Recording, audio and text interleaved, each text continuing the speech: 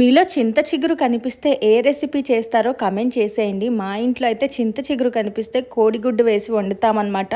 చాలా టేస్టీగా ఉంటుంది తెలుసా, పుల్ల పుల్లగా కమ్మగా ఉంటుంది.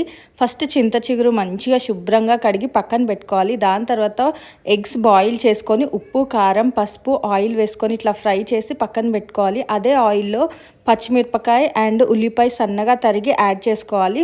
అవి మంచిగా ఫ్రై అయిన తర్వాత అల్లం వెల్లిపాయ పేస్ట్ అండ్ ఉప్పు కారం పసుపు గరం మసాలా అండ్ కరివేపాకు వేసుకోవాలి. ఇవన్నీ మంచిగా ఫ్రై అయిన తర్వాత ఎగ్స్ కూడా యాడ్ చేసుకొని మంచిగా కొంచెం హాఫ్ గ్లాస్ వాటర్ వేసి ఒక 5 minutes కుక్ చేసుకోవాలన్నమాట. దాని తర్వాత చింత చిగురు ఉంటుంది కదా, మనం ఇట్లా చేత్తో నలిపేసుకోవాలన్నమాట.